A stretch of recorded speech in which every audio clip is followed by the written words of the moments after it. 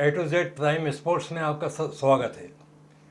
और आज हम खेलों की एक ऐसी हस्ती को वाटर स्पोर्ट्स के लेकर आए हैं, यासिर हसीब। यासिर हसीब ने कई गोल्ड जीते हैं, इससे हटके विदेशों का भी दौरा किया है। आज हम दोस्तों आपको ये बताना चाहते हैं कि हमने अलग अलग खेलों के अंदर अलग अलग तरह के खिलाड़ी आपके सामने पेश किए हैं। आज हम उसी हस्ती से बात करने जा रहे हैं। तो यासिर हसीब साहब, A to Z sports prime show में आपका बहुत बहुत स्वागत है। तो मैं सबसे पहले आपसे आपकी जो जर्नी है शुरुआत की खेलों की, और खेलों के बाद आपने कितने मेडल जीते हैं, वो आप बताएंगे। Thank you very much sir. मेरा नाम यासिर हसीब है और मैं वाटर स्पोर्ट्स में 1993 से इस खेल में हूँ। 94 में मैंने मेडल लेना स्टार्ट किया था जब मेरी उम्र 13-14 साल की थी। तो उस टाइम से जो मेडल लेना शुरू किया था, तो आज 2009-2016 काफ़ी गोल्ड मेडल्स, 24 गोल्ड मेडल्स थे मेरे पास और 93 करीब टोटल मेडल्स हैं। तो ये जर्नी रही तो काफ़ी लॉन्ग टाइम रहा है, कभी 15-16 साल मैंने खेला इस गेम को, और इस गेम को खेला भी अच्छे से खेला है। उसके बाद मैं बाहर फॉरेन कंट्रीज़ में चले गया इस खेल के बारे में आगे के लिए टेक्नोलॉजी, क्योंकि बाहर की टेक्नोलॉजी में और हमारी टेक्नोलॉजी में बहुत फ़र्क है। तो बाहर जाके इस गेम को समझने की कोशिश करी। तो जब मैं वहाँ से आया हूँ तो मुझे ये पता चला कि हमारी इंडिया में खेल को लेके बहुत अभी कमियाँ हैं, बहुत ज़्यादा कमियाँ। फर्स्ट तो हमें देखा जाए तो हम लोग फाइनेंशियली बहुत पीछे हो जाते हैं। जहाँ पर बच्चों की डाइट का आता है, बच्चों के वर्कआउट टेक्नोलॉजी जो है, जो आज की डेट में सब जगह देख ली तो पूरा कंप्यूटराइज हो गया है। एवरीथिंग, हर चीज़ कंप्यूटराइज हो गई है।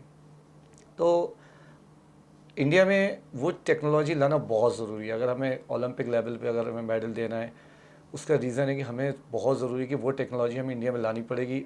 और दूसरी बात, गवर्नमेंट को, जो केंद्र शासन है, इन लोगों को, जो स्लम बच्चे हैं, गरीब बच्चे हैं, उनमें खेलने के लिए तो बहुत चाह है, वो खेलना चाहते हैं क्योंकि उनके पास ऑप्शन नहीं है। एजुकेशन बहुत ज़्यादा महंगी है, क्योंकि उनके पास ऑप्शन ना होने की वजह से वो खेल में उतरना चाह रहे हैं, खेल में उतर के वो करना चाह रहे हैं। मैं भी एक वाटर स्पोर्ट्स क्लब ऑपरेट करता हूँ, चला रहा हूँ, उसमें स्लम बच्चे ही हैं। तो वो बच्चे करना चाह रहे हैं, लेकिन मैं भी उनको अपनी तरफ से मेहनत करा रहा हूँ। लेकिन वो कहाँ से, मैं अपनी तरफ से पूरी मेहनत कर रहा हूँ, लेकिन वो कहाँ से वीक हो रहे हैं, सिर्फ डाइट पे आके, जो उनको खाने के लिए इतना घर में नहीं मिल रहा है जितनी कि मैं उनको वर्कआउट करा रहा हूँ। क्योंकि मैं अपनी तरफ से वर्कआउट कराऊंगा, वो प्रॉपर वर्कआउट कर रहे हैं, वो बिल्कुल पॉजिटिव होकर वर्कआउट कर रहे हैं, लेकिन वो घर में जाके तो वही खाएंगे जो घर के मेंबर्स खा रहे हैं। उनको एक्स्ट्रा डाइट चाहिए, वो एक्स्ट्रा डाइट उनको नहीं मिल रही है। ऐसे बहुत ज़्यादा टैलेंट है हमारे गरीब बच्चों में जो कि कर सकते हैं। आप ओलंपियाड्स को देखिए, वो भी किस लेवल से आते हैं, कहाँ किस लेवल पे पहुँचते हैं। तो इस तरह से हमारे और भी टैलेंट, बच्चों में टैलेंट है कि वो, अगर उनको गवर्नमेंट डाइट का उनके थोड़ा सा ध्यान दे देगी तो इसमें बच्चे बहुत आगे मूव कर सकते हैं। तो इसका तो सीधा मतलब ये है कि आप ये कहना चाहते हैं कि अपने देश के अंदर जो क्लब कल्चरल है या स्पोर्ट्स कल्चरल, तो उसके अंदर काफ़ी मतलब ये है कि नीचे स्तर के ऊपर जाना शुरू हो गया, क्योंकि विदेशों के अंदर छोटे छोटे क्लबों से बड़े बड़े खिलाड़ी निकलते हैं। जैसे कनाडा से ले लीजिए, बेन जॉनसन था जी, या अमेरिका से ले लिए कार्ल लेविस थे, ये तो लोग हैं, सर्जेई बब्का हैं सोवियत रूस से। तो ये क्लबों से निकले हुए खिलाड़ी हैं, तो वो अपनी क्लब नहीं है ना, उनको मदद है। नहीं सर, अगर गवर्नमेंट को एक तो प्लान करना चाहिए कि छोटे छोटे क्लब्स को खुलवाना चाहिए, क्योंकि जब हम लोग बेसिकली अगर क्लब आपस में फाइट करेंगे तो उसमें से टॉप बच्चे वो स्टेट चैंपियनशिप खेलने के लिए एलिजिबल होंगे। और छोटे छोटे क्लब इसलिए जनरली लोग इसलिए नहीं खोलते कि उसको चलाने के लिए ख़र्चा कहाँ से आएगा, क्योंकि जब खर्चा गवर्नमेंट उनको देगी तो वो उसको आगे मूव कर सकते हैं। मैं भी एक क्लब चला रहा हूँ, मैं अपने अफोर्ड से चला रहा हूँ, मुझे गवर्नमेंट की तरफ से कोई सपोर्ट नहीं है, लेकिन मैं चला रहा हूँ उसको। उसमें 45 बच्चे उसमें वर्क कर रहे हैं। उसमें अभी 3 बच्चे नेशनल चैंपियनशिप में सेलेक्ट भी हुए हैं, सब जूनियर। किस नाम से क्लब है आपका? मेरा Pioneer water sports welfare society है जी जी जी, जी, इस नाम से एक जी। क्लब चलाता हूँ मैं। तो इस क्लब में भी कोई ऐसा, अब मैं, मेरा सिंगल क्लब है, अब मैं चाहता हूँ कि एक दो क्लब और खुल जाए तो मेरे बच्चों में कि ऊपर मैं अपनी उस हिसाब से मेहनत भी करूँगा। अभी भी माशाल्लाह बच्चे बहुत अच्छे खेल रहे हैं। अभी नेशनल चैम्पियनशिप जिस जूनियर सब जूनियर अभी 20 से 22 बड़े छोटे तालाब पे हो रही है, तो उसमें मेरे बच्चे 3 नेशनल चैम्पियनशिप के लिए सिलेक्ट हुए हैं। तो मेरा ये मानना है कि छोटे क्लब खुलेंगे तो उन क्लब में फ़ाइट होगी, कोचेज़ में फ़ाइट होगी, तो बच्चों पे मेहनत करेंगे। जब बच्चों पे मेहनत होगी जी तो बच्चों के आपस फाइट होगी, जो बच्चे क्रीम होके निकलेंगे तो स्टेट चैम्पियनशिप के लिए सिलेक्ट हो जाएंगे, जी स्टेट चैम्पियनशिप में सेलेक्ट होंगे तो नेशनल के लिए सेलेक्ट हो जाएंगे। इस तरह से हम मेहनत कर सकते हैं। लेकिन इसका सबसे पॉइंट ऑफ व्यू ये है कि गवर्नमेंट को उन छोटे छोटे क्लब्स की हेल्प करनी चाहिए, क्योंकि वो कितना अफोर्ड करेंगे। एक बार अफोर्ड किए 10 बच्चों को लेके अफोर्ड कर सकते हैं, ट्रैक सूट दिलवा सकते हैं। लेकिन जब बच्चों की संख्या बढ़ जाती है तो फिर वो सोचने लगता है। तो खाली ट्रैक सूट से तो बच्चा जो है मेडल नहीं जीत सकता, खाली ट्रैक सूट पहना दिया मेडल जीत गया। नहीं सर, ट्रैक सूट से नहीं, उनकी डाइट पे अगर छोटे छोटे क्लब को थोड़ा बहुत अगर शासन थोड़ी उसकी हेल्प कर देगा तो बच्चों को डाइट लाने की ऐसा प्लानिंग करिए कि डाइट गवर्नमेंट की तरफ से उसको डाइट मिल जाए। छोटे छोटे क्लब्स हैं उनको एक प्लान कर दी कि कैंप लगा दें बच्चों का, कि ये कैंप इतने महीने का है। पूरे क्लब को एक साथ मत लीजिए, छोटे छोटे क्लब्स का एक छोटे छोटे लेवल पे कि हम आपको इतना अमाउंट दे रहे हैं इस डाइट के लिए। बच्चों का पूरा जेन्युइन पूरा आप रिकॉर्ड रखिए, कितना बच्चों को कहाँ कहाँ क्या क्या सुबह क्या दिया जा रहा है, आप इवनिंग में क्या खिला रहे हैं बच्चों को, पूरा एक डाटा आप पूरा समरी बनवा लीजिए उनसे, क्लब से। क्योंकि क्लब सर मैं सीरियसली बोल रहा हूँ, क्लब में जो होता है मेहनत बहुत कराते हैं। मैं भी अपना क्लब चला रहा हूँ, मैं मेहनत कराता हूँ क्योंकि मैं अपने को प्रूफ करना चाहता हूँ कि मैं भी बच्चों को सिखा रहा हूँ, क्योंकि मैं खुद एक अच्छा प्लेयर निकल चुका हूँ। तो मैं भी चाहता हूँ मेरे बच्चे मुझसे अच्छे प्लेयर बने। मतलब उन बच्चों में इतना है कि मैं सोचता हूँ मैं कहाँ से अफोर्ड करूँ कि इन बच्चों को कहीं ना कहीं से डाइट दिलवा दूँ। कोशिश करता हूँ कि किसी से स्पॉन्सर कराऊँ, कुछ अपना है अफोर्ड से कराता हूँ कि कुछ ना कुछ उनको डाइट मिल जाए जिससे कि वो आगे बढ़ जाएँ। स्लम बच्चों में ही सर ये चीज़ है, क्योंकि एजुकेशन आप जानते हैं बहुत महंगी हो गई है। एजुकेशन इतनी महंगी हो गई कि अगर एक दो कॉपी खरीदने जाओ तो वो आदमी 10 बार सोचता है, पेरेंट्स पीछे हो जाते हैं कि हम कहाँ से फीस पे करेंगे। वो गवर्नमेंट स्टेट गवर्नमेंट को सर एक कदम और उठाना चाहिए। जो स्लम बच्चे स्कूल में खेल रहे हैं, जो खेल भी रहे हैं पढ़ भी रहे हैं, तो गवर्नमेंट को चाहिए कि एक लेटर टीटी नगर स्टेडियम या डायरेक्टर ऑफ स्पोर्ट्स लिख के दें कि ये बच्चा नेशनल में पार्टिसिपेट करा हुआ है, इसकी फ़ीस को माफ़ किया जाए। ये मैं उस लेवल के बच्चों को बोल रहा हूँ जो कि इस फीस को अफोर्ड नहीं कर पा रहे हैं। इसी वजह से वो स्कूल से कम क्लब की तरफ भी ज़्यादा आ रहा है। सर पढ़ाई भी ज़रूरी है स्पोर्ट्स के लिए, बहुत ज़रूरी है। स्पोर्ट्स के लिए भी पढ़ाई ज़रूरी है, क्योंकि आजकल जो टेक्नोलॉजी आ गई है, जो हम पढ़ना चाह रहे हैं वो चीज़ जो है, जो खेलना चाह रहे हैं वो चीज़ आपको सीखना है तो आपको पढ़ना भी पड़ेगा। तो बहुत ज़रूरी है कि डायरेक्टर ऑफ स्पोर्ट्स से भी रिक्वेस्ट करूंगा और बाकी जो ऊपर के लेवल के लोग हैं उनसे भी करूंगा कि स्कूलों में कम से कम नेशनल चैंपियनशिप खेले हुए बच्चे हैं, उनकी फ़ीस तो एटलीस्ट रनिंग ईयर की, जिस रनिंग ईयर में है उस रनिंग ईयर की तो माफ़ करवा दें। तो बाकी बच्चों में भी थोड़ा सा मोरल अप होगा कि चलो कम से कम हमारे खेल की वजह से हमारे पेरेंट्स को थोड़ा सा रिलीफ मिल गया कि हमारे स्कूल की फ़ीस माफ़ हो गई। आप कितने साल की उम्र में बच्चों को पानी में उतार देते हैं? सर मेरा क्लब का सबसे छोटा बच्चा 7 साल का है। वो पहले में मेरा पहला रहता है कि मैं स्विमिंग सिखाऊंगा, स्विमिंग के बाद वो बोट में बैलेंस करना शुरू करता है। मतलब अभी अगर देखा जाए तो भोपाल में, मध्य प्रदेश में सबसे छोटे बच्चे मेरे ही क्लब में हैं, जो कि मैं ग्रॉस लेवल से उनको बना रहा हूँ। जब ये आपसे हम बात कर रहे हैं कि इसके अंदर आप ये बताइए कि आप ये दूर दराज के इलाकों से जो बच्चों को लेला कर आते हैं जी, तो इसकी आप कोई आपको मदद करता है या नहीं करता है? आप इस मामले में, मध्य प्रदेश के खेल मंत्री बहुत ही अच्छी हैं इस मामले के अंदर, वो बहुत ही ज़्यादा वो करती हैं, क्या आप उनसे मिले हैं इसमें? नहीं सर, मैडम से मेरी अभी तक डायरेक्ट मुलाकात नहीं हुई, लेकिन ये बात मालूम है कि मैडम सपोर्ट बहुत करती हैं स्पोर्ट्स को, क्योंकि हम लोग भी 2004 में जब मैडम आई हैं तब भी हम लोग स्पोर्ट्स कर रहे थे। उस टाइम में जो बजट था एमपी का जो बजट था और आज का बजट देख लीजिए कितना फ़र्क आ गया। आज स्पोर्ट्स में बहुत ज़्यादा बजट है, बच्चों की जो प्राइज़ मनी है वो भी काफ़ी इम्प्रूव की गई है। लेकिन मैडम से मेरा रिक्वेस्ट है, मंत्री मैडम से रिक्वेस्ट है कि बच्चों की स्कूल की फ़ीस प्लस छोटे छोटे क्लब्स को एक फीडर क्लब बना लें। सालाना उनको एक बच्चों को कुछ कपड़ों का, ट्रैक सूट्स वगैरह जो आप नॉर्मली देते हैं वो दें, और बच्चों की किट का इंतज़ाम करवा दें, बच्चों की डाइट का इंतज़ाम करवा दें। आप सही कह रहे हैं कि ट्रैक सूट वगैरह से मेडल नहीं मिलता, मेडल मिलेगा डाइट से। हम अपनी तरफ से पूरी मेहनत कर रहे हैं बच्चों को प्रैक्टिस कराने की। हमें सर कोई फ़ीस नहीं चाहिए, हमें कोई तनख्वाह नहीं चाहिए, हमें चाहिए बस बच्चों की डाइट का इंतज़ाम करवा दें। कि बच्चों की डाइट का इंतज़ाम हो गया, बच्चा खुद ही धीरे धीरे अप होना पड़ेगा, हमें खुद ही पता चलेगा धीरे धीरे अप हो रहा है। जैसे स्पोर्ट्स एकेडमी है, स्पोर्ट्स एकेडमी में आज की डेट में मध्य प्रदेश में स्पोर्ट्स एकेडमी के बच्चे सबसे अच्छे हैं, सबसे टॉप पे भी हुए हैं। उसका रीज़न ये है कि उन बच्चों में जो डाइट पे पैसा खर्च करी गवर्नमेंट, जी उन बच्चों को पैसा भरपूर डाइट मिल रही है, जी कोचिंग में कमी नहीं है। जी तो डेफिनेटली जब आप उन बच्चों को भी अप करेंगे, देखिए वो एक बच्चे एकेडमी के तो वो एकेडमी में ही फाइट करके ऊपर बढ़ रहे हैं, लेकिन अगर हम अपने लेवल पर बच्चों को तैयार करें तो हम आपके बच्चों से फाइट करने के लिए काबिल हो जाएंगे बच्चे। तो फाइट करेंगे तो आपके बच्चों में भी एक कंपटीशन बढ़ेगा। जी तो एक क्लब से आपस में बच्चों में इतना कंपटीशन नहीं बढ़ता, जब दो क्लब आपस में लड़ते हैं उनमें क्लब में जी कोचेस में भी फाइट होती है, फिर बच्चों में भी फाइट होती है, उसमें ग्रोथ बढ़ती है। तो मेरा ये कहना है कि अगर छोटे छोटे क्लब्स की हेल्प करे गवर्नमेंट, तो आगे के लिए दूसरे लोगों में भी जनरली ये आएगा कि चलो यार हम भी कुछ करते हैं, क्योंकि गवर्नमेंट हमें हेल्प कर रही है तो हम भी एक छोटे छोटे क्लब स्टार्ट करते हैं, उन क्लबों में आपस में फाइट करते हैं। तो मैंने भी सर बाहर भी करा, देखा कि साउथ अफ्रीका में भी था मैं काफ़ी टाइम, वहाँ भी देखा वाटर स्पोर्ट्स एक्टिविटी है ये हमारे पूरे, जैसे छोटी सी बात करता हूँ मैं under water sea diving, scuba diving की। जी तो स्कूबा डाइविंग को लेके इंडिया में, जी पूरे इंडिया में टोटल मिला के 6 से 7 सेंटर हैं जी स्कूबा डाइविंग में। लेकिन थाईलैंड जैसी छोटी सी जगह पे, जी एक छोटे से आइलैंड पे 150 सेंटर हैं। ओह तो हमें भी उसको आगे बढ़ाना चाहिए, स्कूबा डाइविंग हो या स्पोर्ट्स हो। छोटे छोटे क्लब हैं, बड़े क्लब नहीं कि बहुत बड़ी एक एकेडमी बना दी, छोटे छोटे क्लब जी। हैं, उससे छोटे छोटे क्लब हुए तो क्राउड बढ़ा। जी। जब क्राउड बढ़ा, मेरा क्लब है, मैं अपने बच्चों को वहाँ से लाऊंगा, मेरा आंटी का बच्चा जो है तुम भी आ जाओ मेरे साथ करो, इस जी। तरह छोटे छोटे लोग स्टार्ट करेंगे तो वो अपनी तरफ खींचते हैं बच्चों को। जी हॉकी है, वाटर स्पोर्ट्स हैं, बाकी और भी खेल हैं जी। जिनमें आप छोटे छोटे क्लबों को अगर तैयार करेंगे तो बाकी के जो सीनियर खिलाड़ी वो भी इस चीज़ में इंटरेस्ट लेंगे। बिल्कुल पक्का लेंगे, सही बात कह रहे बिल्कुल हैं। सही सर। जी। तो मैं आपसे एक बात ये पूछना चाहूँगा दोस्तों, ये बड़ी एक ऐसी चीज़ है कि हम सभी के बच्चे हैं और बच्चे होते हैं, तय है कि माता पिता चाहते हैं कि बच्चा हमारा अच्छी शिक्षा ले, उसके साथ साथ किसी भी खेल में एक अच्छा जाए। वाटर स्पोर्ट्स भी एक इसी तरह का खेल है।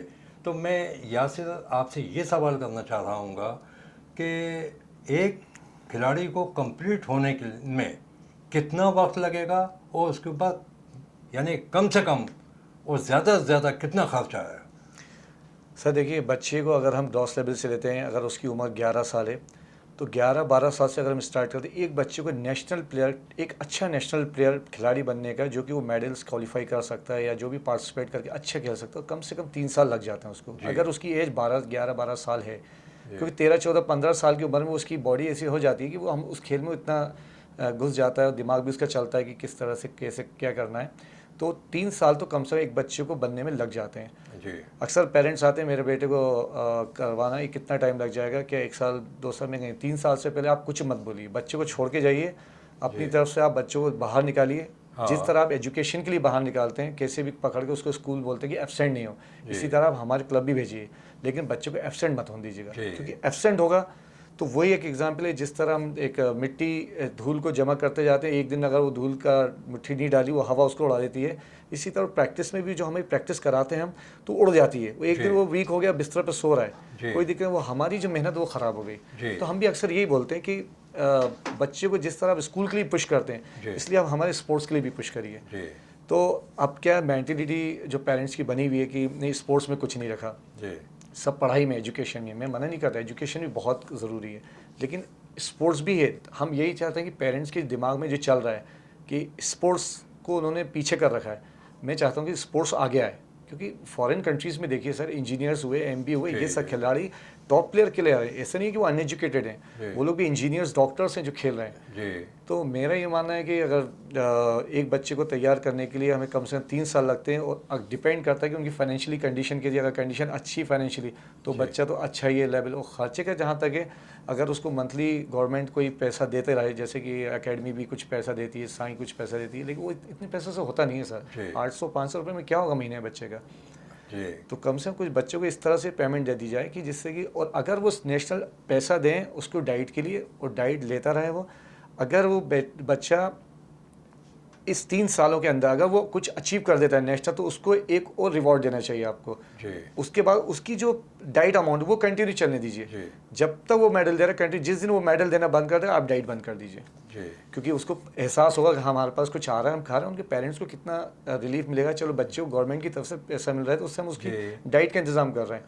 तो वो भी थोड़ा सुकून से रहते। नहीं तो आधे बच्चे के पेरेंट्स तो इनका सोचते रहते हैं हम बच्चों को खिलाएं कहाँ से, जी। खाने को ही नहीं तो स्पोर्ट्स में कहाँ से डालेंगे। जी। इसी वजह से बच्चों को या तो मैकेनिक लाइन में डाल देते हैं जी। कि चलो 2 पैसा घर में आएगा, ये सोच सोच के ना तो स्पोर्ट्स में जा पा रहे बच्चे, नहीं एजुकेशन में जा पा रहे। जी। इसी के साथ मैं आपको से एक सवाल और ये वाटर स्पोर्ट्स के लिए पूछूंगा कि कायाकिंग कैनोइंग इसके अंदर तो कम से कम भोपाल एक ऐसी जगह है देश में कि साल भर यहाँ भोपाल के अंदर इसकी गतिविधियाँ चलती रहती हैं। एकमात्र एक ऐसा खेल है ये। तो हमारे यहाँ से जिस तरह से जिस तेज़ी से ये बच्चे निकल रहे हैं, बाहर भी निकल रहे हैं, ये इनके सामने बड़े होने के बाद सबसे बड़ा एक मामला है रोज़गार का, क्योंकि पेट जो है हर खेल के साथ जुड़ा हुआ है और बग़ैर रोज़गार के आदमी काम नहीं कर सकता। तो इसके लिए आप क्या कहना चाहेंगे कि खिलाड़ी को किस वक्त तक, कब तैयारी में उसको रोज़गार मिल जाना चाहिए?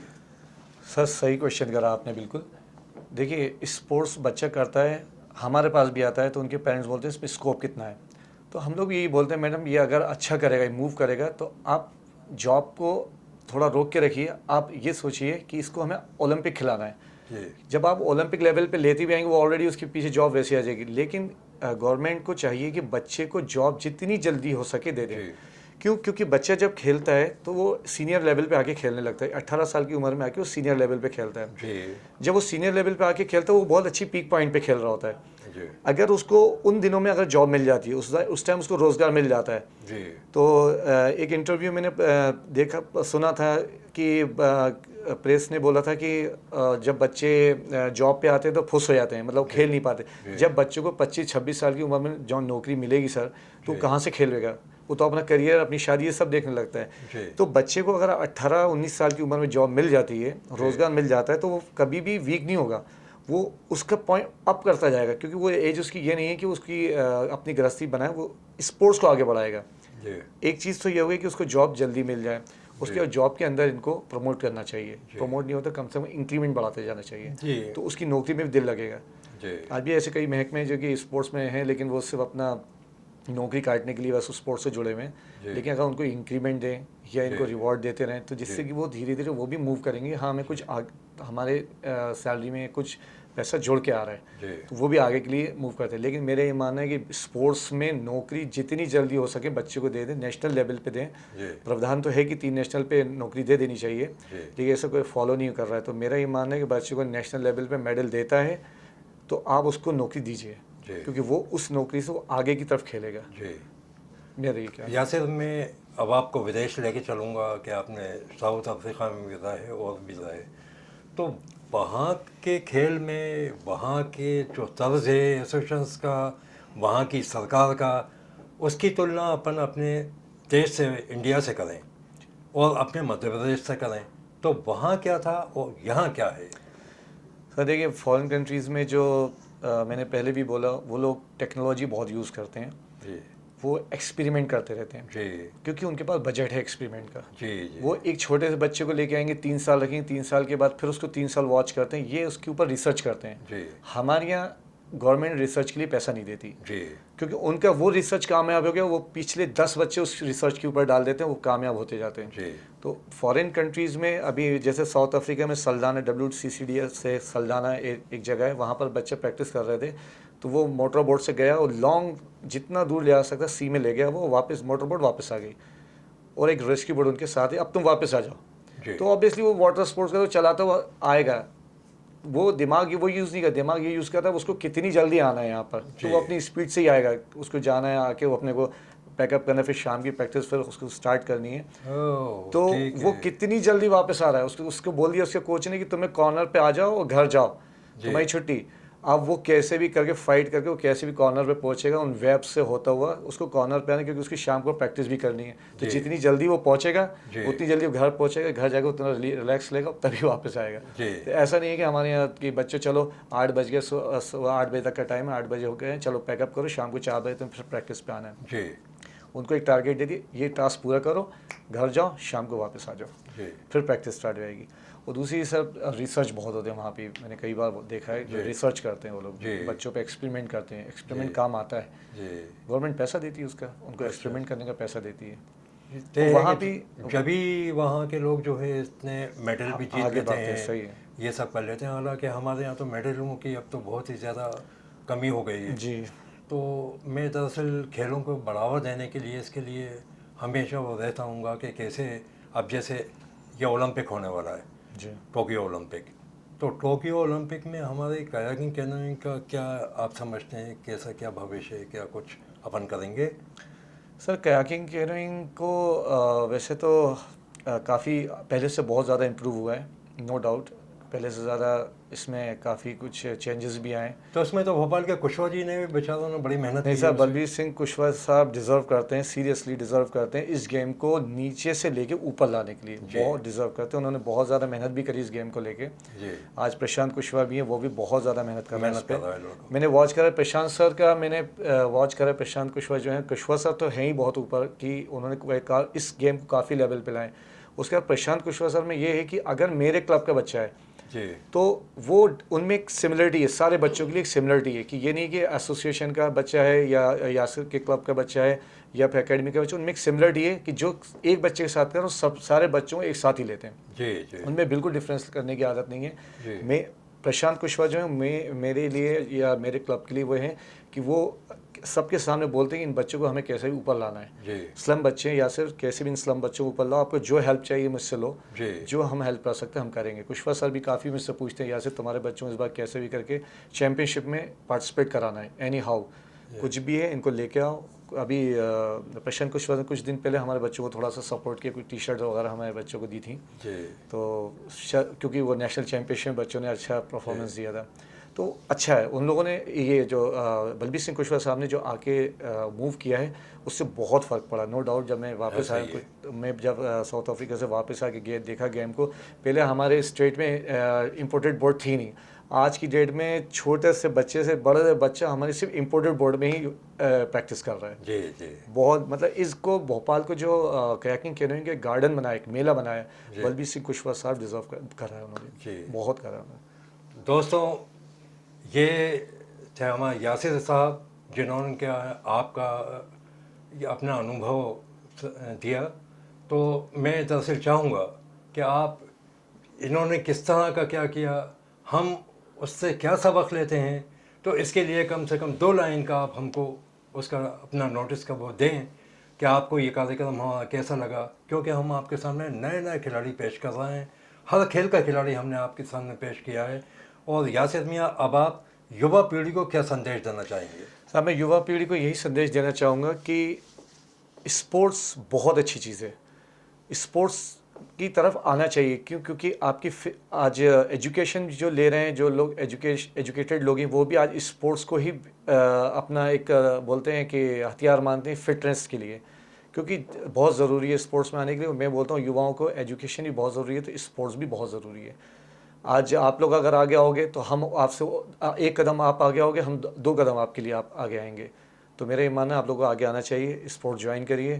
क्योंकि मैं आपको एक छोटी सी बात बताता हूँ सर, कि अगर सरकार गवर्नमेंट ने एजुकेशन में स्पोर्ट्स को 6% की एक रियायत दी है कि बच्चा अगर नेशनल चैम्पियनशिप का जो मेडल है वो लेके आता है तो एजुकेशन में उसको कुछ मार्क्स का फ़ायदा मिलेगा। जी। तो आप ये कह सकते हो कि मेरे बच्चे के इतने मार्क्स है तो 6 मार्क्स उसके बढ़ गए तो वो पास हो गया। लेकिन अगर आपके बच्चा 3rd गोल्ड सिल्वर ब्रॉन्ज पे आता है, अगर वो 4th पे आ गया, तो आप अगर स्कूल के टॉप प्लेयर हो, टॉप पढ़ने वाले टॉप लड़के हो, तो आपको वो एजुकेशन ये नहीं कह सकती साहब इस बच्चे ने हमारे यहाँ 1st रैंक आया है, इस मेहरबानी करके इसको 4th की जगह ब्रॉन्ज मेडल दे दीजिए, 3rd दे दीजिए। ये एजुकेशन स्पोर्ट्स को सपोर्ट नहीं कर सकती, लेकिन स्पोर्ट्स एजुकेशन को ज़रूर सपोर्ट कर रहा है। जी। तो दोस्तों, आप देखते रहिए A to Z sports prime show.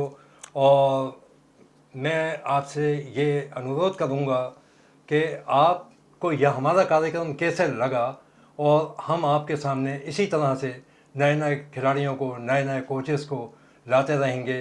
तो मैं अब्दुल अजीज़ आपसे इजाज़त चाहूँगा, और आपका बहुत बहुत शुक्रिया कि आप हमारे स्टूडियो में आए साहब।